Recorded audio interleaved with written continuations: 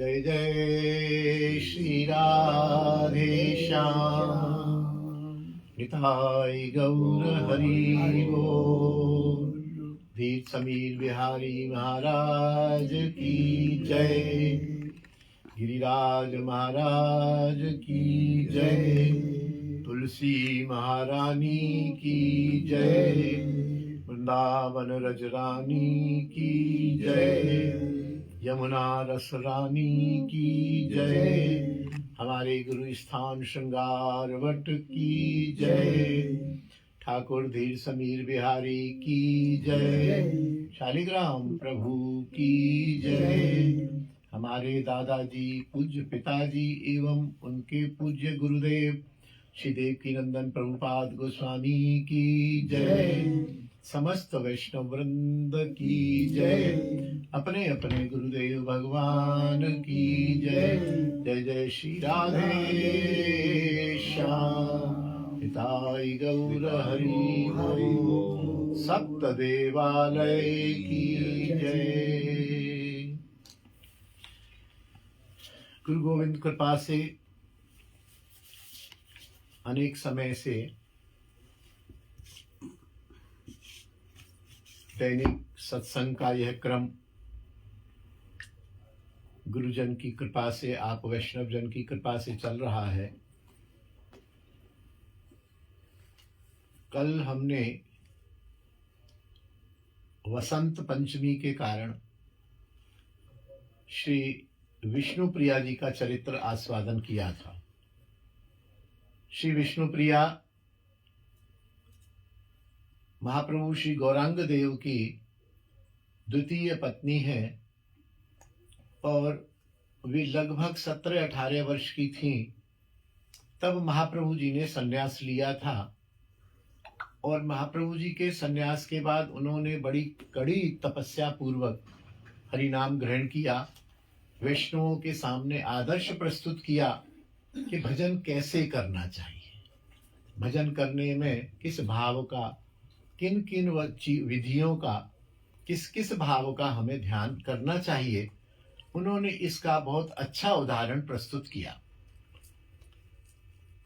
वसंत पंचमी कल के दिन ही श्री विश्वनाथ चक्रवर्ती पाद हुए हैं, गौड़ीय संप्रदाय के बहुत ही उद्भट विद्वान, जिन्होंने श्रीमद् भागवत पर भी टीका लिखी।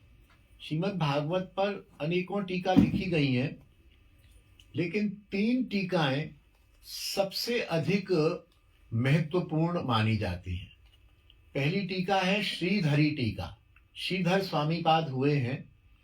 उनकी टीका सर्वमान्य है, सर्वश्रेष्ठ भी है। ऐसा नहीं दूसरी श्रेष्ठ नहीं है, लेकिन वह टीका सर्वमान्य है। दूसरी टीका है श्री जीव गोस्वामी पाद की, जो गौड़ीय संप्रदाय के 6 गोस्वामियों में एक हुए हैं। रूप सनातन भट्ट रघुनाथ, श्री जीव गोपाल भट्ट दास रघुनाथ। श्री जीव गोस्वामी की टीका अति महत्वपूर्ण है और सबसे सरल और सबसे गहन टीका है श्री विश्वनाथ चक्रवर्ती पाद की। यदि भागवत के रहस्य को और भागवत को समझना है तो विश्वनाथ चक्रवर्ती पाद ने, टीका का अर्थ होता है जो उसमें रहस्य है वो खोले जाए, क्योंकि हर जगह लिखने में, बोलने में, हर बात पर उतना नहीं बोला जा सकता है, लेकिन रहस्य तो होता ही है। तो ये विद्वान लोग उनको पढ़ पढ़ के अपने उन एक एक शब्द को पकड़ के कि यहाँ ये जो शब्द कहा गया इसका असली अर्थ क्या है। विष्णुप्रिया बोल दिया कि विष्णुप्रिया ने भजन किया। अब विष्णुप्रिया ने भजन किया तो खोला विष्णुप्रिया कौन है, कितने साल की हैं, उसके माताजी कौन थे, उसके पिताजी कौन थे, उनका विवाह क्या हुआ, वो सुंदर हैं, पतली हैं, मोटी हैं, क्या कद है, उनका क्या स्वरूप है, क्या दयालु हैं, कृपालु हैं, क्रोधी हैं, उन्होंने कितने वर्ष भजन किया, क्या जाप किया, किस तरह से किया, ये सब टीका हो गई। तो विश्वनाथ चक्रवर्ती पाद ने श्रीमद् भागवत की टीका की, जो पहली 3 टीकाओं में विश्वनाथ चक्रवर्ती पाद का नाम आता है, जबकि मेरे अनुमान से शायद 30-32 टीकाएं हुई हैं भागवत पर। तो उनमें से पहले 3 में विश्वनाथ चक्रवर्ती का नाम आता है और विश्वनाथ चक्रवर्ती पाद अभी हुए हैं, करीब 275 साल पहले, महाप्रभु के काफी बाद में हुए। तो बहुत ही विद्वान थे। उनका भी कल बसंत पंचमी के दिन तिरोभाव था। तिरोभाव का मतलब उन्होंने शरीर को छोड़ के और ठाकुर जी की लीला में प्रवेश कर लिया। तो आज हम उनकी स्मृति में विश्वनाथ चक्रवर्ती पाद का चरित्र आस्वादन करेंगे। कल श्री अद्वैताचार्य प्रभु की आविर्भाव तिथि है। अद्वैताचार्य प्रभु हुए हैं पंच तत्व में, जो सदाशिव और महाविष्णु का अवतार रहे हैं। पहले भी हल्की फुल्की चर्चा की है हमने, लेकिन कल विस्तार से ये कौन है, क्या तत्व है, क्या स्वरूप है, कैसे जन्म हुआ, कैसे लीला समाप्त की, कैसे ये इनके चमत्कार हुए, कैसे इनका विवाह हुआ। इनकी भी दो, सीता ठाकुरानी और श्री ठाकुरानी है ना, दो पत्नियां थी। तो कल प्रभु कृपा से आप हम सब लोग एकत्रित होंगे तो कल श्री अद्वैताचार्य प्रभु के बारे में बात करेंगे। कल अद्वैताचार्य जी की आविर्भाव तिथि है। आज हम श्री विश्वनाथ चक्रवर्ती बाद की थोड़ी सी जीवन लीला को आस्वादन करने का प्रयास करते हैं। आपका जन्म संवत 1711, 1711 का मतलब अभी है 2081 है ना, तो 370 वर्ष पुराना इनका जन्म है। और ये लगभग 100 वर्ष रहे हैं। तो आप समझिए कि 270-75 वर्ष में जो कह रहा था, लगभग 300 वर्ष पुराने हैं, ज्यादा पुराने नहीं है। मुर्शिदाबाद जिला अंतर्गत देवग्राम में हुआ था। आपके पिताजी का नाम था श्री राम नारायण चक्रवर्ती। आपकी प्राथमिक शिक्षा देवग्राम में हुई थी। उसके बाद आप सैदाबाद, कोई शहर होगा आसपास, सैदाबाद में चले आए। सैदाबाद में आकर इन्होंने श्री नरोत्तम ठाकुर की शाखा के अंतर्गत श्री राधारमण चक्रवर्ती जी से वैष्णवी दीक्षा प्राप्त की। अब आप देखिए, मैं जो कहता हूं ना, गुरु धारण करना पड़ेगा। अब जिनके चरित्र आज 300 साल बाद भी हम लोग गान कर रहे हैं, उनको देखा नहीं, सुना नहीं, उनके चरित्रों की बात कर रहे हैं, ऐसे ये संत हुए। तो हर संत की जहां से हम शुरू करते हैं ना, तो सबसे पहले इन्होंने वहां से दीक्षा ली, वहां से दीक्षा हुई, वहां से दीक्षा की प्रार्थना करी, क्योंकि ये पथ ही ऐसा है कि इसमें दीक्षा परम आवश्यक है। और दीक्षा के साथ साथ सतगुरु से भगवत प्राप्त, जो जिन्होंने स्वयं भगवान को प्राप्त किया है, जो सज्जन है, सत्पुरुष है, भगवत में लगे हुए हैं, उन्हीं से ही दीक्षा ली जानी है। कोई बढ़िया कथा सुना रहा है, वो अच्छा गुरु हो, जरूरी नहीं, होते हैं, मेरा विरोध नहीं है, लेकिन जो सुना रहा है उसे श्रवण गुरु मान लेना चाहिए। शास्त्र में कहा गया, दीक्षा गुरु, दीक्षा तो उसी से ही लेनी चाहिए जो भगवत प्राप्त हो, उनमें भगवत प्राप्ति के लक्षण हो, वीतराग हो, वैराग्यपूर्ण हो, अनासक्त हो, काम क्रोध लोभ मोह से दूर हो, तामसी लालसा ना हो, तामसी लालसा ना हो, राजसी लालसा भी ना हो। क्योंकि लालसा तो वासना, तो फिर वासना ही है। वासना जो भगवत प्राप्त होगा उसमें सात्विक वासना भी नहीं होगी। और आजकल के मैं क्षमा सहित कहना चाहता हूं, जो कथावाचक हैं वो तो गेस्ट हाउस बनाने में लगे हुए हैं, भवन बनाने में लगे हुए हैं, बड़ी से बड़ी गाड़ी खरीदने में लगे हुए हैं। तो या तो विषय प्राप्त होंगे या भगवान प्राप्त होगा। ये सिक्के के दो पहलू हैं।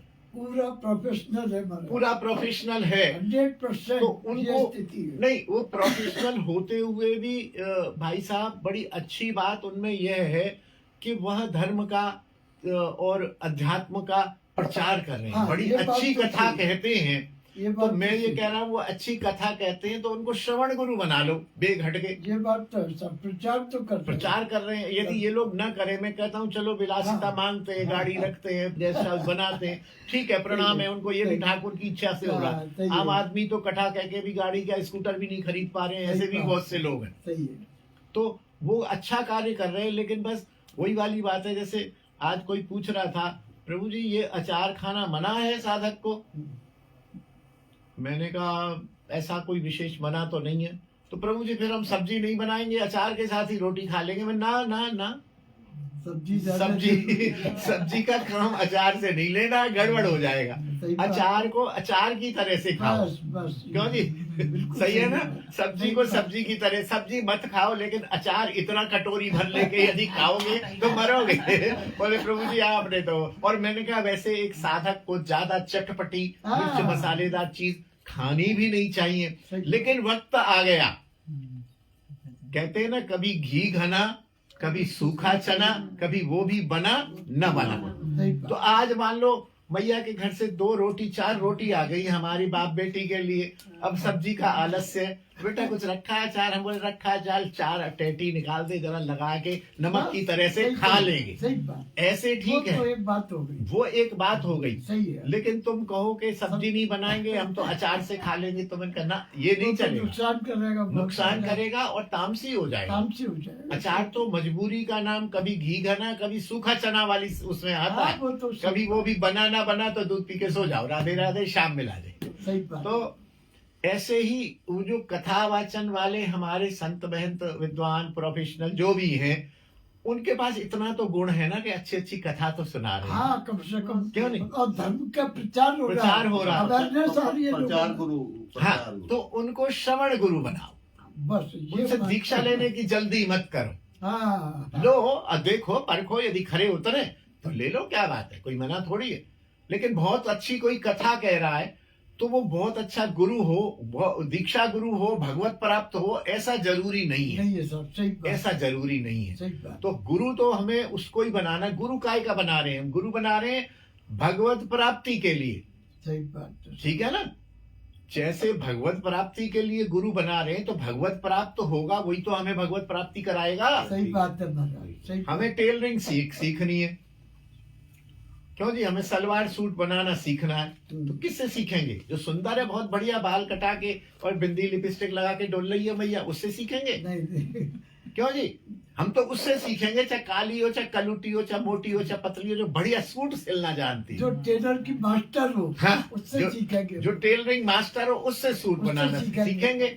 अब वो क्या बोले, ये तो सुंदर नहीं है। अरे सुंदर का हमें क्या करना है? सही बात। हमने तो टेलरिंग सीखनी है, तो हम तो टेलर वाले से टेलरिंग सीखेंगे। तो बिल्कुल सही। ऐसे ही दीक्षा बहुत आवश्यक है। और आज उन्होंने व्यवस्थित होके छोटी उम्र में दीक्षा ली, भगवान को प्राप्त किया, तभी आज हम 300 साल बाद उनकी गुण गा रहे हैं। गा रहे हैं सर। हैं? सही बात। तभी तो गा रहे हैं। बिल्कुल। तो इन्होंने राधा रमन चक्रवर्ती से वैष्णवी दीक्षा प्राप्त की। कृष्णचरण चक्रवर्ती इनके परम गुरु थे।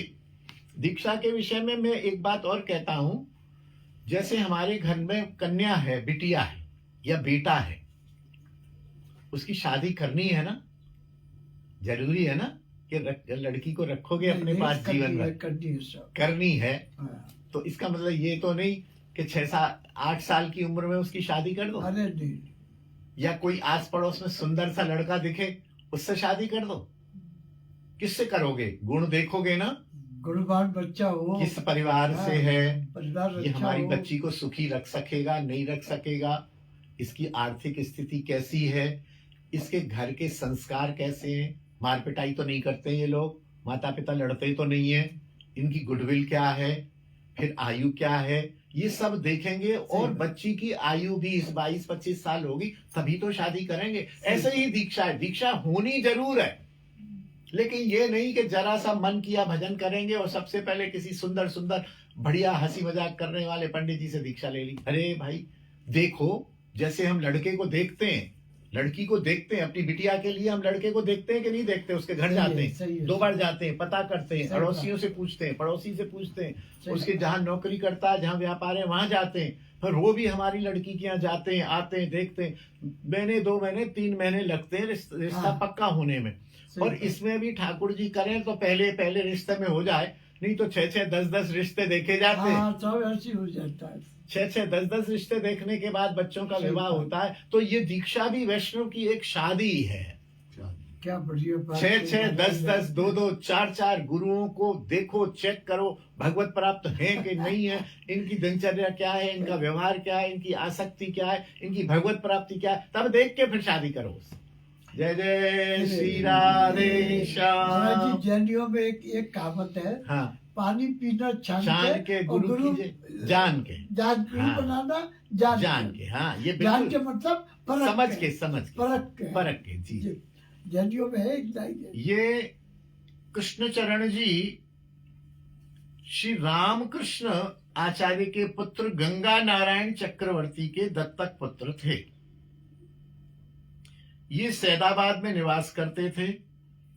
यह भक्ति शास्त्रों में पारंगत थे और भक्ति शास्त्रों का अध्यापन कराते थे। श्री विश्वनाथ चक्रवर्ती ने भी इनके पास में रहकर श्रीमद् भागवत आदि भक्ति शास्त्रों का अध्ययन किया। यहां ही रहकर श्री चक्रवर्ती ने श्री भक्ति रसामृत, सिंधु बिंदु, उज्जवल नीलमणि किरण तथा बृहद भागवतामृत कणा आदि ग्रंथों की रचना की। ये जो ग्रंथों की रचना है, ये कमाल रचना करती है, कमाल करती है। भक्ति शास्त्रों के अध्ययन के बाद आप फिर अपने देवग्राम चले गए। आप अभी अल्प वयस्क के थे तो माता पिता ने इनका विवाह कर दिया।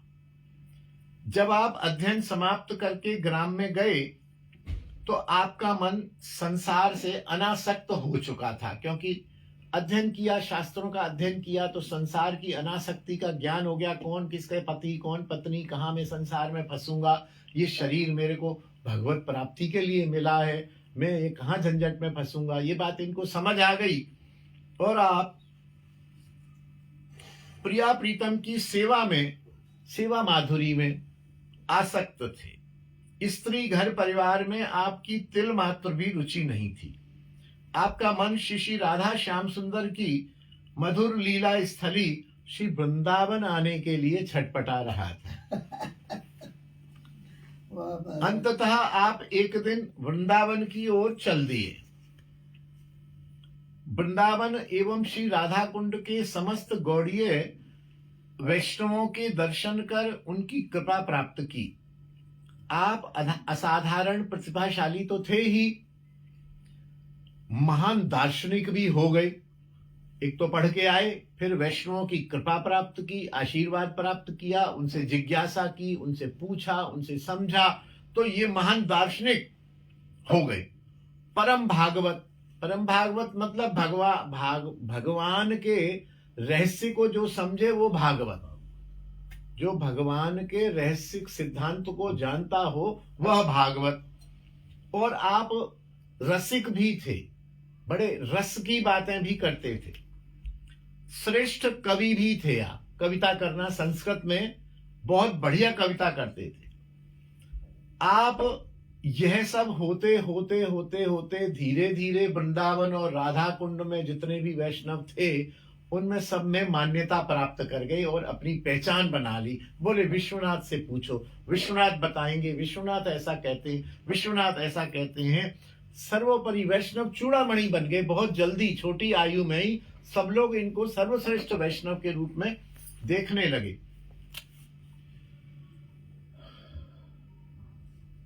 आपके दीक्षा गुरु श्री राधारमण जी चक्रवर्ती भी सर्व त्याग कर श्री वृंदावन जाकर वास करने लगे।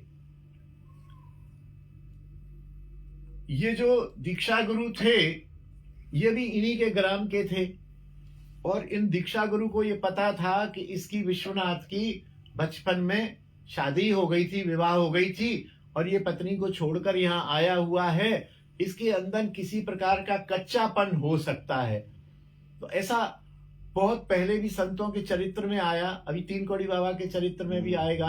तो उनको भी विवाह हो गया था, उनकी पत्नी भी नहीं रही थी, फिर भी गुरुदेव ने कहा तुम एक बार जाओ दोबारा विवाह करो, अभी तुम्हारे अंदर कच्चापन है। तो ऐसे ही इनको पता था कि इनका विवाह हुआ और ये पत्नी को छोड़कर यहाँ आया हुआ है। तो गुरुजी ने आज्ञा दी कि तुम देवगाम जाओ और अपनी धर्म पत्नी के साथ गृहस्थ आश्रम का निर्वाह करो, गृहस्थ रीति का पालन करो। तुमने विवाह किया है वो भी तुम्हारा धर्म है। ये टाल जाते थे बात को। फिर गुरुजी फिर कहते अरे विश्वनाथ तुम गए नहीं, तुम अभी तक गए नहीं, ठीक नहीं आ रहा क्या? नहीं सही। वो ग्रंथ दे देना जरा, वो जो आ जाए ना कृष्ण भावना में।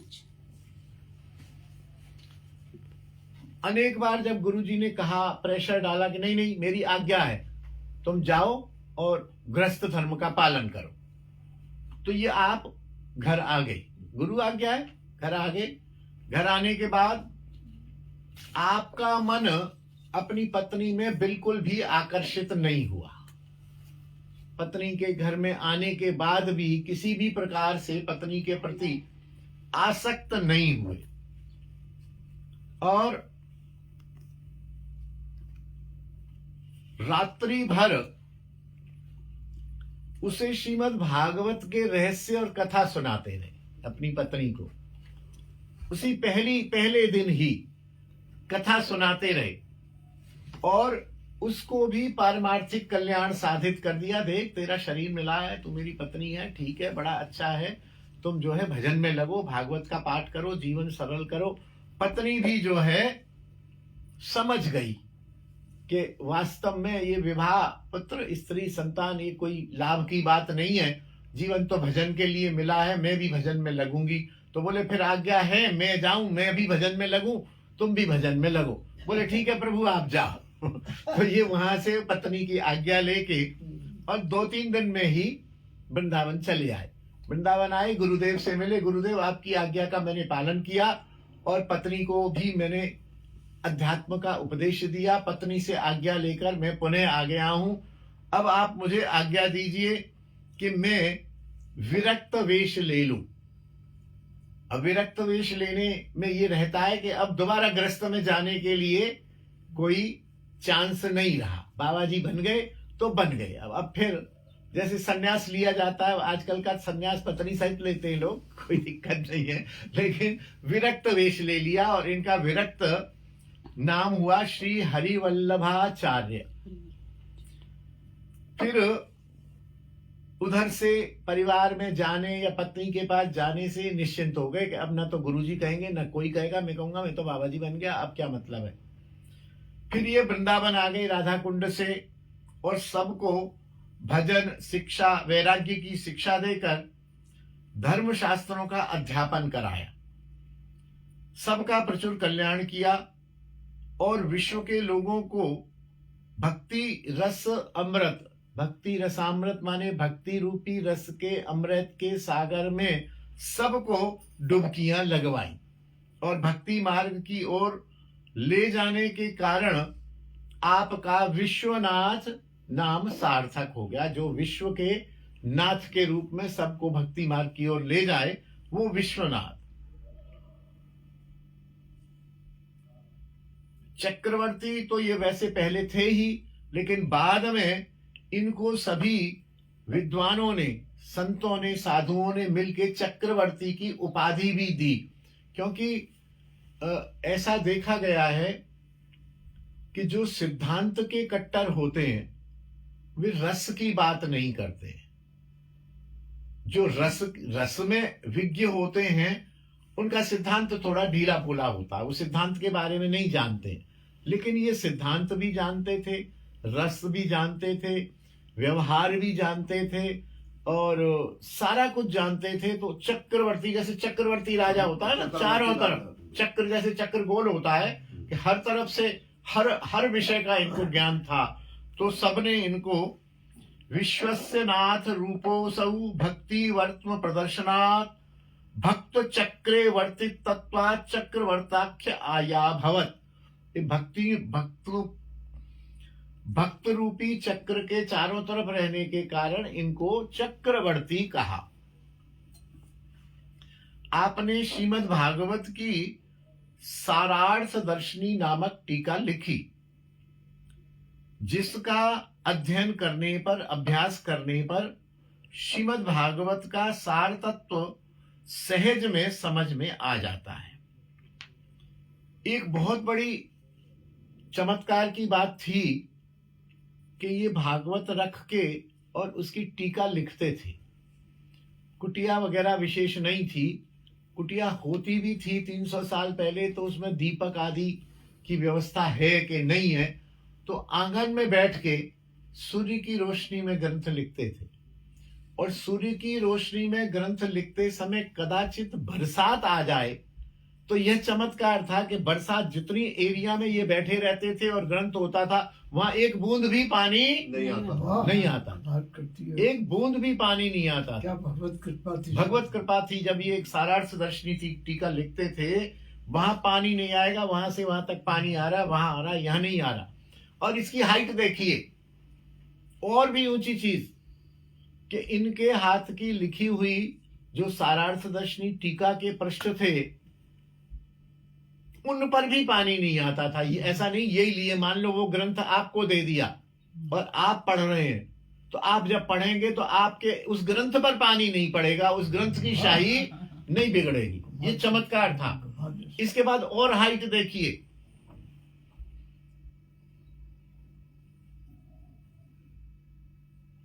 आपके पधारने के बाद एक बार गोवर्धन के सिद्ध बाबा मानसी गंगा के तट पर बैठकर इनके उस हस्तलिखित ग्रंथ को पढ़ रहे थे, समझ रहे थे।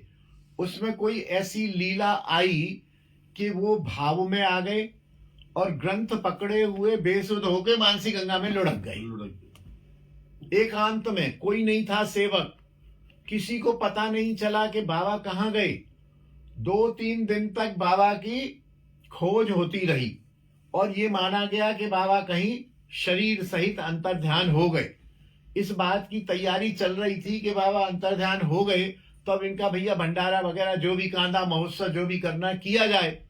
तो पता चला कि बाबा 3 दिन बाद ऐसे जैसे जैसे कोई वो अपने हल्का होके ऊपर आ जाता है ना, तो मानसी गंगा के जल पे जीवित ऐसे ऊपर आ गए और सीढ़ियों पे चढ़ के आके फिर से तट पर आकर बैठ गए। और मजे की बात कि वो जो ग्रंथ था सारार्थ दर्शनी, वो गीला नहीं हुआ। क्या बात है। बहुत ताई गौर हरि बोल, हरि बोल, हरि बोल, हरि बोल। हरि बोल। 3 दिन तक मानसी गंगा में स्वयं भी डूबे रहे, न तो स्वयं के शरीर को कुछ हुआ न उस ग्रंथ को हुआ, क्योंकि दोनों ही चिन्मय थे। वो जब भावावेश में आए थे तो शरीर को भूल के अपने मंजरी भाव से, अपने सिद्ध देह से, सिद्ध भाव से प्रवेश किया और सिद्ध भाव से उस लीला का ये रसास्वादन करते रहे। और ग्रंथ कौन सा था? विश्वनाथ चक्रवर्ती पाद लिखित। तो न तो ग्रंथ का कुछ बिगड़ा, न इस पंच भौतिक शरीर का बिगड़ा। तब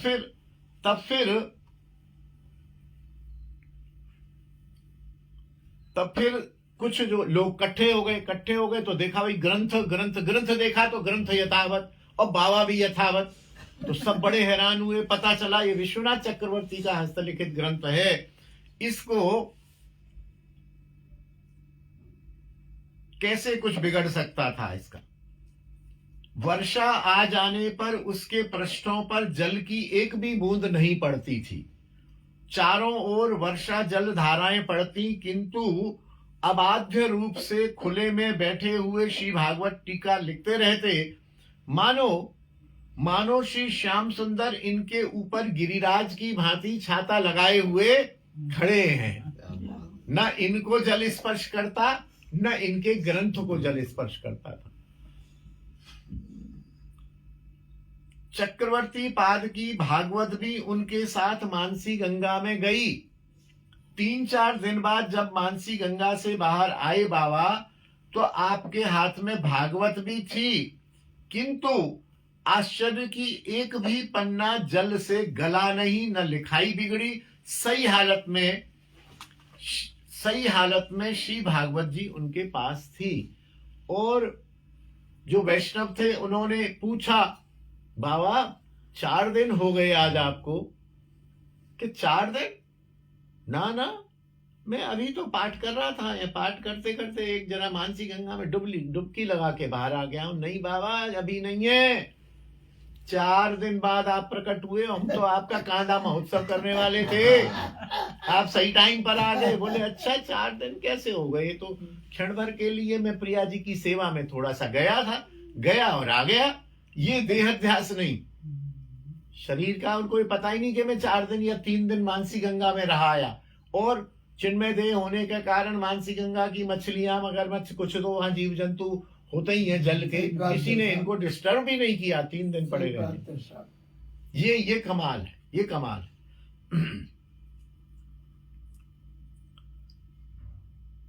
श्रीपाद चक्रवर्ती ने अनेक ऐसे ग्रंथों की रचना की जो पहले नहीं हुई थी, जो रहस्य बने हुए थे, जो सिद्धांत शास्त्र लोगों को समझ में नहीं आते थे। ऐसे शास्त्रों को खोल खोल कर व्याख्या कर करके उनकी इन्होंने रचना की। श्री गोस्वामी वृंद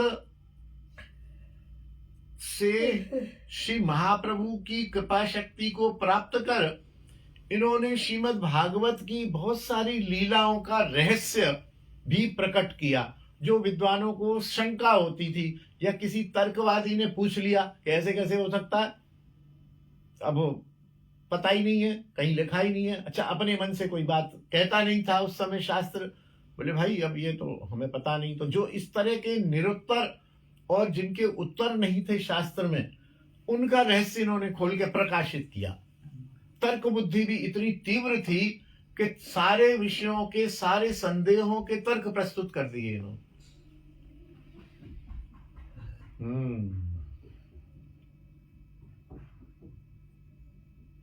इन्होंने उस समय एक और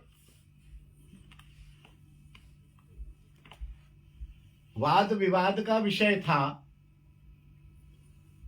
कि राधा कृष्ण की जो लीला है, यह स्वकीय लीला है या परकीय लीला है, और कौन सी लीला श्रेष्ठ है। प्रिया प्रीतम तो भगवान है, वो कोई भी लीला कर सकते हैं, और उन्होंने तीनों लीलाएं की। एक होता है सुइया, अनेक बार बताया है, शायद आप लोगों को स्मरण हो। एक होता है सुइया। सुइया माने बिल्कुल अपना, जैसे ये मेरा हाथ, ये मेरा ही है। आप इस हाथ को हाथ लगाओ तो ऐसा नहीं कहा जाएगा मुझको हाथ लगाया आपने, क्यों जी, मैं अभी मैया के यहाँ हाथ लगाऊं तो चाहे वो घुटना हो, चाहे बाह हो, चाहे हाथ हो, ये माना जाएगा मैया को हाथ लगाया, ठीक है ना। तो ये जो सारे अंग उपांग हैं, ये मैया ही है, मैया के स्वयं ही हैं। मैया इसको बोलेंगे सुइया, जैसे स्वयं होता है ना, ऐसे सुइया। और एक होता है स्वकीया। स्वकीया का संस्कृत अर्थ तो अलग है, ऐसा समझो कि अपना किया। वो कभी अपना नहीं था किसी समय तक, उसको हमने अपना बना लिया। जैसे पत्नी होती है ना, मेरी पत्नी थी, मेरा विवाह मान लो 20 साल में हुआ, तो 20 साल से पहले वो मेरी नहीं थी, वो किसी और की थी, अपने पिता की एक पुत्री थी। फिर हमने देखा, समझा, सारी कुछ बातें समझ में आ गई। फिर मैंने पाणी ग्रहण किया, विवाह संस्कार हुआ, ढोलक दमामे बजे, दावत हुई, लोग आए, और फिर वो उसके बाद से पंडित जी ने कह दिया कि ये आज से तुम्हारी पाणी ग्रहण करके ये तुम्हारी पत्नी, और पत्नी से कह दिया ये तुम्हारे पति। ये हो गया स्वकीय। 2 महीने पहले तक जिसकी तरफ देखने से भी ऐसे लज्जा होती थी, अब वो शादी के बाद बगल में हाथ डाल के हम चल रहे हैं। कौन है? बोले अपनी पत्नी है, अभी शादी हुई है ना, अपनी पत्नी है। तो पहले नहीं थी, अब हो गई। इसको बोलते हैं स्वकीय। और एक होता है परकीय। परकीय माने जो अपनी नहीं है लेकिन हम उससे प्रेम करते हैं, अथवा वो किसी और की है लेकिन हम उससे प्रेम करते हैं। प्रेम का जो भाव है वह सर्वोपरि है, चाहे पुरुष पुरुष में हो, चाहे पुरुष स्त्री में हो, चाहे किसी में भी हो, ठीक है, प्रेम आवश्यक है। प्रेम हो, उसके बाद संबंध हो, या पहले संबंध हो फिर प्रेम हो, तो वो प्रेम संबंध पर आधारित है। जैसे पहले मेरी पत्नी बनी, फिर मैं उसको प्रेम करने लगा, ठीक है ना, पहले तो नहीं करता था। लेकिन यदि पहले मैंने उससे प्रेम किया और फिर वो मेरी पत्नी बने, ये एक इसमें प्रेम की प्रधानता है। मेरी पत्नी क्यों बनी? क्योंकि मैं उससे प्रेम करता हूं। अच्छा, हो सकता है वो किसी और की भी पत्नी हो, इससे भी कोई फर्क नहीं पड़ता, लेकिन मैं उससे प्रेम करता हूं। तो इस भाव को परकीय भाव कहते हैं। और परकीय भाव को स्वकीय और परकीय में से परकीय को श्रेष्ठतम कहा गया। श्रेष्ठतम कहा गया। देखो, आप मैं नहीं जानता, हम तो थोड़ा संसार में रहे हैं। किसी की पत्नी यदि किसी पर पुरुष से प्रेम करती है, ठीक है ना, बड़ा प्रैक्टिकल उदाहरण दे रहा हूं, तो वह प्रेमी प्रेम का ज्यादा करीब होते हैं। पति के पत्नी को पता नहीं होता है कि इसका कोई प्रेमी है, क्यों जी? ठीक है। लेकिन प्रेमी को पता होता है कि इसका एक पति है, होता है कि नहीं? और बहुत सारी चीजें वो प्रेमी को बता के रखती है कि तुम 2 दिन मत आना, क्योंकि 2 दिन की मेरे पति की छुट्टी है, वो यहां रहेंगे। लेकिन पति को नहीं बताती है कि तुम अब 2 दिन मत आना, मेरा प्रेमी आएगा। क्यों जी? नहीं ना? तो इसका मतलब क्या हुआ? प्रेमी इज मोर इंपॉर्टेंट, प्रेमी इज मोर वैल्यूएबल। प्रेमी को बहुत सारी बातें पता होती हैं। प्रेमी प्रेमिका जब लड़के लड़की जैसे है यदि हो, तो पिता को वो बात नहीं पता होगी, माता को बात पता नहीं होगी, लेकिन लड़की ने अपने प्रेमी को बता रखी होती है कि मैं 2 दिन के लिए जा रही हूं, तुम फोन मत करना मेरे को। तो प्रेमी जो है, प्रेम का जो भाव है मधुर रस में, वह सर्वोपरि है, वह सर्वोपरि रस है प्रेम करना। और यही प्रेम जो है, हम भी तो कहते हैं कि ठाकुर की सेवा करो। सेवा तो एक पुजारी भी कर देगा 5,000 रुपए महीने लेके, लेकिन प्रेम सहित सेवा मांगते हैं। प्रेम ही मुख्य प्रयोजन है। हमें प्राप्त क्या करना है? प्रेम।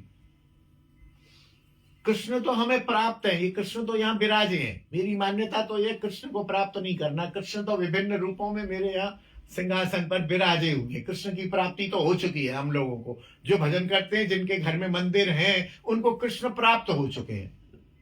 फिर क्या प्राप्त करना है? कृष्ण की सेवा। अरे बोले सेवा क्या प्राप्त करनी है? सेवा तो पुजारी जी से कह देंगे, बढ़िया बढ़िया सजा देंगे। बोले ना, प्रेम सहित सेवा। कृष्ण से प्रेम करना है हमें। और प्रेम का अर्थ कोई माधुर्य भावात्मक नहीं। हम तो सेवक हैं, हम तो मंजरियां हैं, हम तो दासियां हैं। तो प्रेम सहित सेवा ही जो है वह हमारा लक्ष्य है, क्योंकि प्रेम तत्व जो है सर्वोपरि है, सर्वोपरि तत्व है। तो इन्होंने उस समय ये जो एक भ्रम था कि स्वकीया भाव श्रेष्ठ है या परकीया भाव श्रेष्ठ है, इन्होंने सिद्धांत और शास्त्रों के उदाहरण दे दे के, रस ग्रंथों के उदाहरण दे दे के ये सिद्ध किया कि परकीया भाव उपासना में श्रेष्ठ है, और परकीया भाव में अधिक रस है, परकीया भाव में अधिक आनंद है। यद्यपि लोक में हम आप लोगों के लिए परकीया भाव उचित नहीं है। हमारी बिटिया किसी से प्रेम करती है तो हमें ये अच्छा नहीं लगेगा, समाज को भी अच्छा नहीं लगेगा। लेकिन ठाकुर के लिए जो भाव है स्वकीया और परकीया, तो ठाकुर के लिए श्रेष्ठतम भाव है परकीया भाव। तो इन्होंने उस समय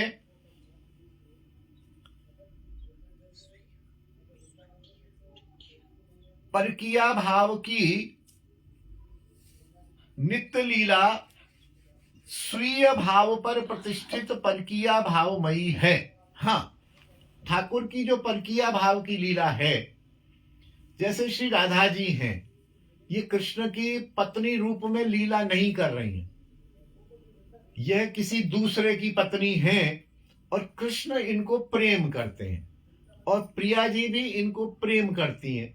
तो यहां पर शुद्ध परकीया नहीं है। ये वही वाली बात है कि प्रिया और प्रीतम ये दोनों स्वीया हैं। एक प्राण दो देह है कि नहीं? मायरी जोरी प्रकट भई, एक ही प्रिया प्रीतम। जैसे मैंने बताया ना, मेरा हाथ, ऐसे ही श्याम सुंदर का हाथ ही है राधा जी। दूसरा शरीर तो आह्लादिनी शक्ति है, दूसरा शरीर तो उन्होंने लीला का रसास्वादन करने के लिए प्रकट कर दिया है। तो परकीया भाव का रसास्वादन भी जो किया वो सुइया से ही किया।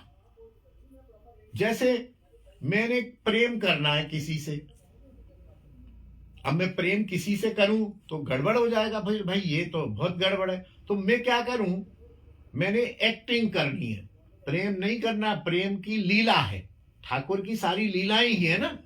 तो मैं क्या करूं, यहां पर तुलसी चौक पर एक अभिनय होना है कि ये जो है किसी पराई स्त्री से प्रेम करने का आपको नाटक करना है, और ऐसे में मैं क्या करूं कि अपनी ही पत्नी को पराई स्त्री बना दूं। क्यों जी? क्या बात। उस स्त्री को मैं ये कहूं कि तुम जो है शर्मा जी की स्त्री हो और मैं वर्मा जी का बेटा हूं, और बोले हम और तुम दोनों प्रेम करेंगे और यहाँ लीला दिखाएंगे, सब लोगों को बड़ा आनंद आएगा। अब देखा जाए तो गड़बड़ हो जाएगा। बोले शर्मा जी वर्मा जी की पत्नी से प्रेम कर रहे हैं। लोग जो रहस्य नहीं जानते हैं वो तो यही कहेंगे, लेकिन जो जानते हैं, अरे बोले ये वर्मा जी की पत्नी बनी हुई है तो ये शर्मा जी की पत्नी। क्यों जी? तो स्वीया पर आधारित परकीया है। बहुत रहस्य की बात है, शायद हम लोगों को एक बार में समझ आए ना आए, बहुतों को नहीं समझ आई। अभी बहुत बीच में वो कौन प्रदीप मिश्रा है ना कौन है, बड़ा विवाद सा खड़ा कर दिया था, और एक भी बंदे ने सही जवाब नहीं दिया। मेरे से लोगों ने कहा कि आप जवाब दो, आप जानते हो। मैंने कहा ये पचड़ा सा हो रहा है, कोई समझदार आदमी आमने सामने बैठ के बात करेगा, वो कुछ पूछेगा तो उसको ग्रंथ दिखा के प्रमाण दूंगा। ऐसे बोलने में तो मैं कुछ भी बोल दूं, मेरे बोलने की कीमत क्या है? और जो और लोग भी बोल रहे हैं उनके बोलने की कीमत क्या है? क्या हुआ? खत्म हो गई? कोई निर्णय निकला? कुछ नहीं निकला, एक बवंडर सा मचा और बात खत्म। वास्तविक बात यह है कि प्रिया प्रीतम का परकीया भाव में ही आनंद और रस की पूर्ति है, और परकीया भाव जो है सुईय भित्ति पर, सुईय प्रिया जी उनकी नित्य कांता है, नित्य पत्नी है। उस अपनी पत्नी को लीलावश उन्होंने किसी की दूसरी की पत्नी बना के उससे प्रेम करके अभिनय किया, नाटक किया, स्वयं भी आनंद लिया। हम दर्शकों को मद भक्ता नाम विनोदार्थम करोमि विविधा क्रिया, उन्होंने हमको आनंद देने के लिए। तो जो परकीया भाव है वो लोक निंदित वाला नहीं है। अपनी ही पत्नी को मैं जो है दूसरे की पत्नी के रूप में उसका नामकरण करके, भाई ये मिसेस शर्मा है और तुम कौन हो? मैं वर्मा हूं। बोले क्या होगा कि वर्मा जी मिसेस शर्मा से प्रेम करेंगे, तो थोड़ा सा तो झटका लगेगा। बोले ये क्या हो रहा? लेकिन जब पता लग जाए कि नहीं ये मिसेस वर्मा नहीं है, मिसेस शर्मा ही है, अब मिसेस शर्मा शर्मा जी से प्रेम करेंगे, ये लोगों को दिखाने के लिए, आनंद के लिए ये किया जा रहा है। तो इन्होंने इस प्रकार शास्त्र के आदेशों से इस चीज को समझाया और इस चीज की स्थापना की। जब इन्होंने यह परकीया भाव समझा दिया और समझ आ गया प्रमाणों से और प्रचारित हो गया, उस समय कोई सोशल मीडिया तो होता नहीं था, लेकिन जो इस भाव को नहीं समझ पाए या इस भाव का जो विरोध करते थे, वो इनसे इतने चिढ़ गए कि इनकी हत्या करने पर उतारू हो गए। मारो इसको, विश्वनाथ चक्रवर्ती का गला काट दो, ये उल्टा सीधा बोलता है।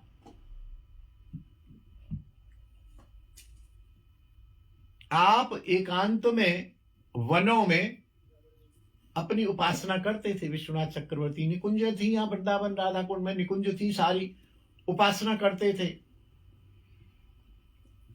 उन दुष्टों ने मौका पाकर एकांत वन में इनका पीछा किया कि यही आता है विश्वनाथ चक्रवर्ती, यही अकेला बैठा हो, किसी दिन साले का गला काट दो, यहां पर न रहेगा बांस न बजेगी बांसुरी। इनको ढूंढ ही रहे थे कि वहां पर उन दुष्टों को एक ब्रज बालिका मंजरी रूप में 2-3 सखियों के साथ पुष्प चयन कर रही थी। 2-3 सखियों के साथ एक बालिका पुष्प चयन कर रही थी। उन दुष्टों ने उन बालिकाओं से ही पूछा, अरे सुनो सुनो लाली, सुनो लाली। हाँ।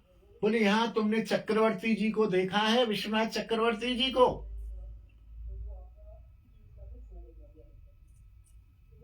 उस बालिका ने कहा हाँ हाँ देखा है, चक्रवर्ती जी अभी अभी तो यही थे, अब कहां है? बोले पता नहीं कहां चले गए।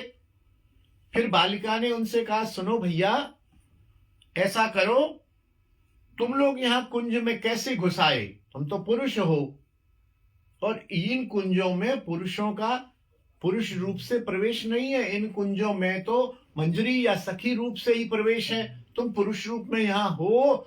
और सुनो, हमारी स्वामिनी राधा जी यहीं कुंजों में आसपास हैं, और उनके साथ उनकी सैनिक सिपाही मंजरियां हैं, उन्होंने कहीं तुमको देख लिया तो तुम्हें वो कर लिया जाएगा, गिरफ्तार, तुम्हें गिरफ्तार कर लिया जाएगा और तुम्हारे साथ जाने क्या हो, इसलिए तुम यहां से भाग लो। अब वो ब्रजबालिकाएं थी, साक्षात प्रिया जी की सखियां थी। एक तो उनके दर्शन से मनोवृत्ति बदली उनकी, दूसरा उन्होंने भय दिया तो वो वहां से भाग खड़े हुए।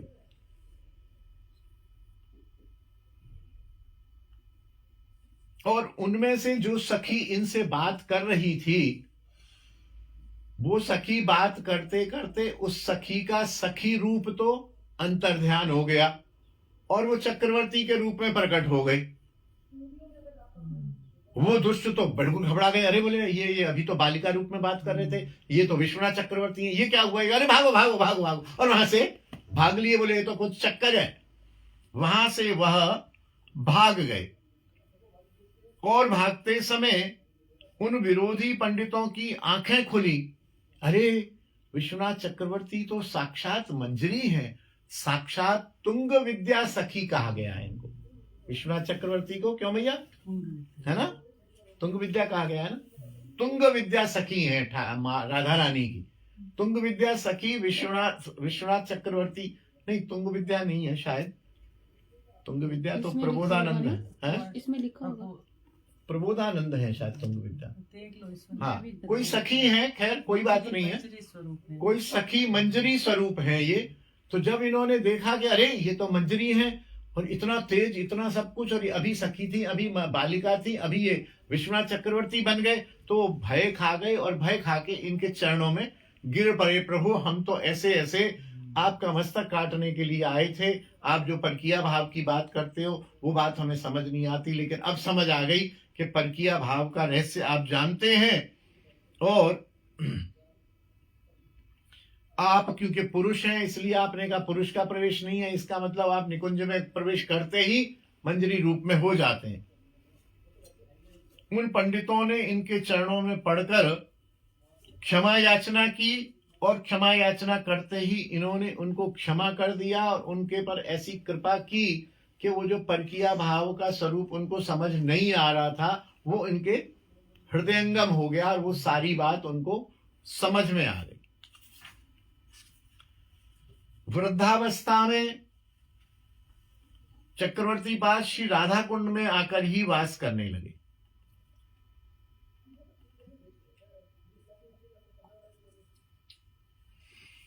गोविंद जी में, यहां वृंदावन से गोविंद जी गए जयपुर, जयपुर गए। जयपुर के जो राजा थे वहां पर जो पुजारी थे गोविंद जी की सेवा करते थे, और जो राजा के पुरोहित थे वो रामानुजी थे। रामानुजी में लक्ष्मी नारायण की सेवा होती है, रामानंदियों में राम सीता की सेवा होती है। और जब गोविंद जी यहां से गए थे तो गोविंद जी के साथ यहाँ पर गौड़ीय वैष्णव भी पुजारी जो यहाँ सेवा करते थे वो भी गए थे। बोले वहां सेवा पूजा हम जाएंगे, हम करेंगे। तो होता क्या था कि वो दोनों की सेवा फिर करते थे, लक्ष्मी नारायण की भी और गोविंद जी की भी। तो वो क्या करते थे कि पहले गोविंद जी की सेवा पूजा आरती, विनोद मंजरी थे, ये मंजरी थे। तुंग विद्या सखी प्रबोधानंद थे, है ना, मुझे गलत ध्यान आ रहा था, क्षमा चाहता हूं, ये विनोद मंजरी है ना। तो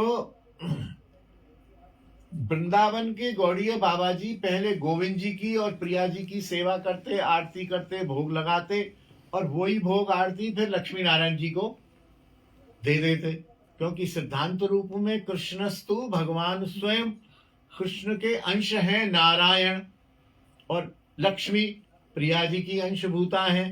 तो सर्वोपरि जब ठाकुर है तो पहले सर्वोपरि ठाकुर की पूजा होगी, फिर लक्ष्मी नारायण की होगी। तो रामानुज वाले जो वहां के पुजारी थे उनको ये बात अच्छी नहीं लगी। बोले ये गोविंद जी कल आए, ये बाबा जी, अच्छा बाबा लोग जो गौड़ीय रहे वो फक्कड़ से रहे, बिल्कुल कोई स्वरूप नहीं, कोई शक्ति नहीं, कोई बल नहीं, कोई ऐश्वर्य नहीं, अपनी सेवा में लगे रहना, बिल्कुल दीनहीन बन के। तो उन्होंने राजा से शिकायत की, महाराज ये देखो गड़बड़ी करते हैं, कृष्ण तो 24वें अवतार में एक 12वें अवतार है, लक्ष्मी नारायण, नारायण तो स्वयं भगवान है, ये पहले कृष्ण की पूजा करते हैं फिर नारायण की पूजा करते हैं, तो बोले आप क्या चाहते हैं? बोले हम ये चाहते हैं कि पहले नारायण की पूजा होनी चाहिए। तो राजा ने कहा भाई मैं तो ये बात जानता नहीं हूं, आप दोनों या तो शास्त्रार्थ करो। शास्त्रार्थ किया दोनों ने। शास्त्रार्थ किया तो ये निकल के आया कि आप किस ग्रंथ के आधार पर भगवान कृष्ण की पूजा पहले करते हैं। भगवान कृष्ण सर्वोपरि देव हैं, ये कैसे प्रमाणित करेंगे आप? आपका कोई ग्रंथ है? तो बोले ठीक है, हम अपने गुरुजनों से पूछेंगे। तो वो सब वहां से वृंदावन आए। वृंदावन उस समय विश्वनाथ चक्रवर्ती सर्वोपरि विद्वान थे। तो वृंदावन में विश्वनाथ चक्रवर्ती ने कहा, इनके एक शिष्य थे बलदेव विद्याभूषण। तो इन्होंने कहा देखो ऐसा है बलदेव विद्याभूषण, मैं तो वृद्ध हूं, मैं नहीं जा पाऊंगा, तुम जाओ जयपुर इन बाबा लोगों के साथ और वहां जाके तर्क वितर्क करो और जो भी ग्रंथ है जो भी है समाधान करो। फिर दोबारा सभा हुई, उनसे भी यही पूछा गया कि तुम्हारे पास कोई ग्रंथ है? तो बलदेव विद्याभूषण ने कह दिया हाँ हाँ हमारे पास ग्रंथ है, हमें आप समय दीजिए, हम आपको ग्रंथ प्रस्तुत करेंगे। अब वो कह तो दिया उन्होंने, अब ना कोई ग्रंथ था ना कुछ ग्रंथ होना था। रात को सोए बड़े चिंतित। जयपुर में ही गलता जी है, वहां पर गलता जी में रहे। गोविंद देव ने साक्षात स्वप्न दिया, बलदेव विद्याभूषण तुम गुरु शक्ति लेके आए हो, तुम्हारी हार नहीं होने दूंगा और तुम जो कह रहे हो सही कह रहे हो। मैं तुमको ग्रंथ लिखवाऊंगा, उसका नाम होगा गोविंद भाष्य। तुम उस ग्रंथ को मेरे नाम पर लिखना। मैं रोज वहां से जब मेरी शयन हो जाएगी मैं आऊंगा, रात्रि में पूरी रात तुमको ग्रंथ लिखाऊंगा, सवेरे भाग के मंदिर में पहुंच जाऊंगा। 15 दिन तक गोविंद जी ने गोविंद भाष्य लिखवाया और लिखने के बाद बलदेव विद्याभूषण जी ने उनको लिखा विश्वनाथ चक्रवर्ती पाद की कृपा से। 15 दिन बाद मीटिंग हुई तो उन्होंने कहा कहाँ है ग्रंथ? बोले ये रहा ग्रंथ। तो आप देखिए जब ठाकुर ग्रंथ लिखवाए तो फिर तो किसने हारना था, किसने जीतना था। और शर्त ये हुई थी कि यदि रामानुज पुजारियों ने कहा था यदि हम जीत गए तो तुम सब हमारे चेले बनोगे और हमारे हिसाब से पूजा करोगे, और यदि आप जीत गए तो हम आपके चेले बनेंगे और आपके हिसाब से पूजा करेंगे। अब ये हुआ, राजा के सामने सभा बैठी, विद्वानों ने बातचीत करी तो रामानुजियों के तो सारे हौसले, जब भगवान ने लिखवाया हुआ था ग्रंथ, मानवीय बुद्धि तो थी नहीं, तो भगवान की कृपा, भगवान चाहते थे तभी तो भगवान ने ग्रंथ लिखवाया। तो वहां ये निर्णय हो गया कि नहीं, कृष्ण ही सर्वोपरि है, पहले गोविंद की पूजा होगी फिर लक्ष्मी नारायण की पूजा होगी, ये बिल्कुल ठीक है। और उनकी विजय हो गई। निताई गौर हरि बोल। अब वो रामानुजी कहें कि प्रभु हमने तो ऐसा कहा था, अब हम आपके शिष्य बनेंगे। बोले ना, ये शर्त तुमने रखी थी, यदि हम हार जाते तो हम बच जाते, लेकिन हमने ये शर्त नहीं रखी थी। हम तो ठीक है, हम तो फिर भी आप पुरोहित हैं, आप पूज्य हैं, आप अपने लक्ष्मी नारायण की अपनी विधि से पूजा कीजिए और हमें अपनी विधि से पूजा करने दीजिए। तब ये फैसला हुआ। तो इससे वो लोग और प्रभावित हुए कि जीती हुई शर्त हार गए। हमने कहा था हम चेला बनेंगे और कह रहे ना ना ना तुम अपनी करो, तुम भैया सही हो, तुम्हारा पंथ अपना अलग है, हमारा पंथ अपना अलग है, हम कृष्ण उपासक हैं, आप लक्ष्मी नारायण उपासक हो, लक्ष्मी नारायण भी तो हमारे भगवान के ही एक अंश है, तुम लक्ष्मी नारायण की पूजा करो, आप अपने पथ को मत बदलो, आप गुरु अपराध मत करो, आप अपनी पूजा करो, आपकी पूजा सही है, हमारी पूजा पद्धति भी सही है, हमने आपको ये प्रमाणित कर दिया। तो बड़े वहां हुए, जयपुर राजा भी बहुत प्रभावित हुआ कि इन संतों ने कितनी अच्छी बात की, और बलदेव विद्याभूषण ने की। और बलदेव विद्याभूषण जो थे वो इन्हीं चक्रवर्ती पाद के शिष्य थे। उन्होंने अपनी शक्ति इसमें, जबकि लोगों ने कहा चक्रवर्ती पाद से कि प्रभु बाबा आप जाओ, आपके बिना काम नहीं होगा। बोले नहीं, ये मेरा बलदेव विद्याभूषण को मैं शक्ति समन्वित करके भेजूंगा, ये काम करके आएगा, ये सफल होके आएगा। ब्रह्म सूत्र का गोविंद भाष्य प्रस्तुत हुआ और तभी से गौड़ीय संप्रदाय एक पृथक संप्रदाय के रूप में स्थापित हुई। नहीं तो गौड़ीय संप्रदाय को तब से पहले माध्व के अंतर्गत माना जाता था। अब गौड़ीय संप्रदाय, माध्व का भाष्य अलग है। प्रश्न एक और भी उठता है, यदि माध्व के अंतर्गत हम थे तो वो माध्व वाला भाष्य उठा के दे देते ना। भाष्य नया गोविंद जी ने लिखवाने की प्रयास क्यों किया? इसीलिए किया, हम माध्व के अंतर्गत नहीं है, माध्व पृथक संप्रदाय है, गौड़ीय संप्रदाय पृथक संप्रदाय है। और गौड़ीय संप्रदाय का यदि भाष्य अलग हो गया, जैसे संविधान होता है ना, भारत का एक संविधान है, अब वो बांग्लादेश अलग हो गया तो भारत का संविधान थोड़ी चलेगा। या हिंदुस्तान और पाकिस्तान अलग हो गए तो पाकिस्तान वाले कहे हम तो भारत का संविधान चलाएंगे, कैसे चलेगा? तुम अलग हो गए, तुम्हारा संविधान अलग हो गया, हमारा संविधान अलग हो गया, तो हम एक दूसरे के अंतर्गत अरे कभी थे हम अखंड, क्यों जी, कभी थे हम अखंड, सही बात, कभी अखंड थे, इसमें कोई शक नहीं है। सही बात। लेकिन जब तुम्हारा संविधान अलग बन गया, हमारा संविधान अलग बन गया, तुम्हारा भाष्य अलग है, हमारा भाष्य अलग बन गया, तो हम तुम्हारे अंतर्गत कहाँ रहे? हम अखंड कहाँ रहे? हम अखंड नहीं है, हम अलग हैं, आप अलग हो। तो इस बात का इन्होंने स्थापना की। इस प्रकार विश्वनाथ चक्रवर्ती पाद के अनेक प्रभावशाली असाधारण चरित्र हैं। इन्होंने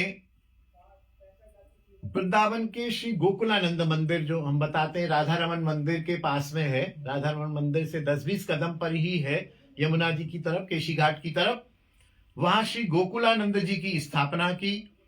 और कल के दिन माघी शुक्ला पंचमी, वसंत पंचमी को आपने राधा कुंड में ही नित्य लीला में प्रवेश किया। कर गए। बोले विश्वनाथ चक्रवर्ती पाद की जय। इनकी समाधि पहले पत्थरपुरा में थी, जहां आजकल श्री जी की बड़ी कुंज है, निम्बार्क संप्रदाय का जो गुरुद्वारा है, वहां थी।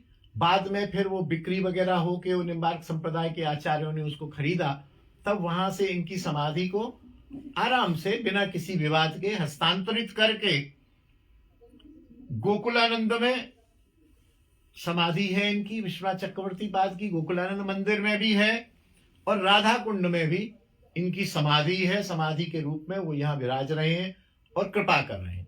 बोलिए विश्वनाथ चक्रवर्ती पाद की जय। आज जो है बड़ा ही अच्छा अवसर है कि कल इनकी तिरुभाव तिथि थी विश्वनाथ चक्रवर्ती पाद की, और विश्वनाथ चक्रवर्ती पाद का ये ग्रंथ है कृष्ण भावनामृत। ये संस्कृत और बंगला में था, और इसको जो है दिखाई दे रहा है कैमरे में, दिखाई दे रहा और आगे करूं, थोड़ा सा ऊंचा करो। बहुत अच्छा संयोग बना है कि ये इस पर 6 साल से काम चल रहा था। इसका इस दास ने बंगला संस्कृत से हिंदी में अनुवाद किया, और बंगला से इस लाली ने भी अनुवाद किया। इसका नाम भी है, जानती बंगला? हाँ, बंगला जानती है। बहुत सारे ग्रंथ अनुवाद किए, हिंदी भावानुवाद श्रीमती राधिका किंकरी वृंदावन धाम, इसने बंगला से हिंदी अनुवाद किया, इसका संपादन वगैरह किया, लगभग 6 वर्ष लगे। तो ये कल ही प्रकाशित होके पहली प्रति आई है। बधाई हो। विश्वनाथ चक्रवर्ती पाद की तिथि पर ही ये पहली प्रति कल प्रकाशित हुई। आज अच्छा, और कल आपको ध्यान होगा कि कल मैंने कहा भी था कि विश्वनाथ चक्रवर्ती पाद का कृष्ण भावनामृत आ रहा है, 10-15 दिन में आ जाएगा, कहा था। और मुझे पता नहीं था कि बिल्कुल आ ही गया, छपरा आ जाएगा। लेकिन कल ही ये आ गया। कल ही इसकी फेसबुक पर भी लगा दी गई थी, मैंने देखी नहीं। तो किसी मेरे को वैष्णव ने कहा कि प्रभु जी आप तो कह रहे 10-15 दिन लगेंगे, वो ग्रंथ तो छप गया है, फेसबुक पर लग गया।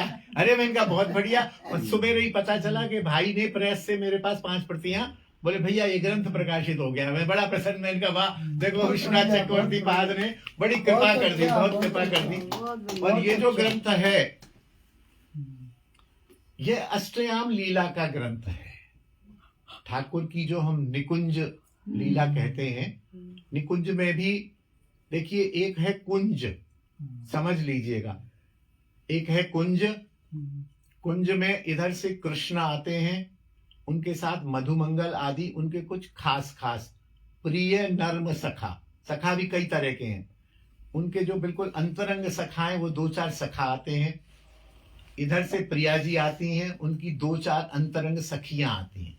तो कुंज में तो सखा भी होते हैं, सखियां भी होती हैं, प्रिया जी भी होती हैं, प्रियतम भी होते हैं। वहां बैठने की जगह है, थोड़ा बहुत जलपान आदि, थोड़ा बहुत हंसी मजाक आदि हास परिहास होके फिर सखाओं को तो यहीं छोड़ दिया जाता है कुंज में, और सखियां प्रिया जी और श्याम सुंदर अकेले निकुंज में पधारते। निकुंज और निकुंज अलग हो गया महाराज। नहीं, अंदर है, एक के अंदर एक, 3 कमरे हैं। अच्छा अच्छा, पहले कुंज एक के है। अंदर 3 कुंज हैं। अच्छा, पहले कुंज हो गई, सबरे आए कुंज में घुस गए। बैठ गए। उसके बाद कुंज में थोड़ा खाना पीना, चाय हाँ। तांबूल वृक्ष फल फूल हंसी मजाक, हाँ। तू कारो लग रहा, तू छोटो है, तू मोटो है, तू क्या खाएगा, तू क्या खाएगी, अरे तू तो भिंडला सखी, अरे तू तो मधुमंगल, ऐसी हास परिहास होता है। उसके बाद सखा लोग तो कुंज में ही बैठे रहते हैं। श्याम सुंदर को और प्रिया जी को लेके सखियां निकुंज में पधारती हैं। निकुंज में केवल सखियों का और मंजरियों का प्रवेश है, सखाओं का प्रवेश नहीं है। अब उस निकुंज में भी फिर थोड़ा भोजन जल पान जो भी जैसे होता है, कभी चौसर खेलते हैं, श्याम सुंदर प्रिया जी सखियां खेलती हैं, कुछ चरण सेवा करती हैं, श्रृंगार करती हैं, फूल माला आदि सब निकुंज की क्रियाएं होती हैं। और उसके बाद फिर जो अगला है निभृत निकुंज, निभृत निकुंज, उसमें केवल और केवल प्रिया प्रीतम ही एंट्री करते हैं। उस निभृत निकुंज गोल है, उसमें 8 मोखले बने हुए हैं। उन 8 मोखलों पर 8 सखियां बस अंदर की लीला का ऐसे दर्शन करती रहती। निभृत निकुंज, तो निभृत निकुंज की जो लीला है 8 याम, और हमारी भावना में ये मान्यता है कि प्रिया प्रीतम निभृत निकुंज में ही 3-3 घंटे के 8 याम होते हैं। 3-3 घंटे के वो निकुंज, निभृत निकुंज में ही, हालांकि आते रहते हैं जाते रहते हैं, लेकिन निभृत निकुंज में वो क्या लीला करते हैं जहां सखियों का भी प्रवेश नहीं है। सखाओं की तो बात छोड़ दीजिए, और जो मंजरियां हम जीव लोग हैं वो हम सखियों के पीछे अपनी अपनी गुरु रूपा, अपनी अपनी परंपरा की सखी के पीछे हम लोग खड़े रहते हैं। और हमारी जो ललिता विशाखा आदि 8 सखियां हैं वो उस निभृत निकुंज में दर्शन करके आनंद प्राप्त करती हैं। साथ ही वहां कोई जल चाहिए प्रिया प्रीतम को, कोई वस्त्र चाहिए, वो सेवा करती हैं। तो उस निभृत निकुंज की जो लीलाएं हैं वो इसमें है। वो इस कृष्ण भावनामृत में क्या बड़े ही कृष्ण स्पष्ट रूप से और बड़े ही भावमय रूप से, बड़े ही रसमय रूप से इसमें विश्वनाथ चक्रवर्ती पाद ने बताई हैं, कही हैं। हालांकि इसमें सभी का प्रवेश नहीं है, इस ग्रंथ को पढ़ने का अधिकार सभी का नहीं है। पहली बात जो दीक्षित हैं, दूसरी बात जो मधुर रस से दीक्षित हैं, तीसरी बात जिनके गुरुदेव ने मंजरी स्वरूप दिया हुआ है वो ही इसको पढ़ेंगे। अन्यथा अनधिकारी यदि पढ़ेगा तो उसको कुछ प्राप्त तो होगा नहीं, संशय और अलग तरह की बातें उनके मन में आएंगी। तो यह है दीक्षित और अधिकारी। जैसे आपको मैं कार दे दूं गिफ्ट में और कार चलाना नहीं आए, अरे ना तो तू बैठ बैठ चला चला चला, तो क्या होगा? एक्सीडेंट होकर तो दुर्घटना भी हो सकती है। यद्यपि भगवत कार्य में दुर्घटना तो नहीं होगी, फिर भी कुछ गड़बड़ी हो सकती है। हमारा अधिकार न भी हो तो कुछ हमारे शरीर में, हमारे मन में, हमारे बुद्धि में हमारा संशय आ सकता है, विकार आ सकता है। क्योंकि ये निभृत निकुंज की इसमें सारी 8 याम की लीलाएं इसमें हैं, और इसमें वो सारा हास परिहास जो भी वो करते हैं, जैसे हेडिंग है देखिए, अतिशय विह्वलात। राधा जी अतिशय विह्वल हो गई। श्याम सुंदर बैठे हुए लेकिन उनको ये भाव आया, अरे श्याम सुंदर कहाँ गए। फिर अंग सौरभ, फिर श्याम सुंदर की खुशबू आने लगी, अरे खुशबू आ रही है, इसका मतलब तो श्याम सुंदर यहीं कहीं है। फिर वो कह रही है कोई दूसरा रास्ता बताओ, गुरुजन की क्या आज्ञा है। आंखें हुई 4, ये इसके हेडिंग है। चंद्र चकोर चंद्रिका, घूंघट तो बहाना है। आप हेडिंग से समझ लीजिए। अंततः प्रवेश हो गया, माला और राधा, तुम जैसी नहीं हूं मैं। ये प्रिया जी की और उनके थोड़ी तनातनी हो रही है। अंतःपुर में आनंद, अद्भुत शोभा, अनेक अंतःपुर, सादर प्रणाम, सभी को दिया स्नेह, भंडार भरे हैं, आभूषण उतार दिए, आदि आदि। इसमें बहुत सारा गुप्त ठाकुर की लीलाओं का वर्णन है। बड़ा सौभाग्य है। 5-6 साल में जाके ये ग्रंथ 7 साल में 7 साल में बहुत सुंदर चीज बनाई है। 2017 में ये प्रारंभ हुआ था और 7 साल में उसका अनुवाद हुआ है बंगला का ना। बंगला भाषा में था और संस्कृत के श्लोक थे। हाँ उसका तो अनुवाद उस संस्कृत के श्लोक बंगला में लिखे हुए थे, तो उसको तो पहले हिंदी में लिखा गया और हिंदी में लिख के फिर उसे हिंदी संस्कृत का हिंदी में अनुवाद किया गया और भावानुवाद किया गया। बड़ी मेहनत का काम है। 7 साल लग गए और बड़ा कठिन। फिर उसमें भी जो इसका विषय है, सत्य बात यह है कि मैं भी उसका अधिकारी नहीं हूं, लेकिन गुरुजन को प्रणाम करके, राधा रानी को प्रणाम करके श्लोक 1-1, 2-2 लेता था, 1-1, 2-2 लिखता था, ये अनुवाद करती थी, फिर मैं देखता था, ये करते थे, हम देखते थे। अच्छा, यहाँ समय भी कोई 8 घंटे तो किया नहीं, कभी घंटे 2 घंटे किया, कभी 3 घंटे किया। ऐसे करते करते फिर इसमें सब करने के बाद हमारे जो छोटे भाई हैं प्रेस में बैठते हैं, उन्होंने भी इसमें बड़ा परिश्रम किया। फिर हम लोगों ने तो लिख दिया एक भाव में, फिर इसकी भाषा की शुद्धि करना, उसकी प्रूफ रीडिंग करना, कहीं कुछ छूट गया, कहीं कुछ रह गया, वो सब फिर उन्होंने चेक किया। बहुत मेहनत का काम है छपने साहब। में भी 6 महीने 7 महीने में छप के ये बाहर आया और ठाकुर कृपा से, आप लोगों की, अरे, वैष्णवों की बड़ी कृपा से ये सब ठाकुर हो की गया। कृपा है सब। बोलिए विश्वनाथ चक्रवर्ती पाद की जय, राधा श्याम सुंदर की जय, गोविंद देव की जय, बलदेव विद्याभूषण की जय, धीर समीर बिहारी की जय, श्री गिरिराज महाराज की जय, तुलसी महारानी की जय, ब्रजरज रानी की जय, यमुना रस रानी की जय, हमारे गुरु स्थान श्रृंगार वट की जय, समस्त वैष्णव वृंद की जय, अपने अपने गुरुदेव की जय। निताय गौर हरि बोल। जय जय श्री राधे श्याम। गुरुदेव गुरु महाराज की जय।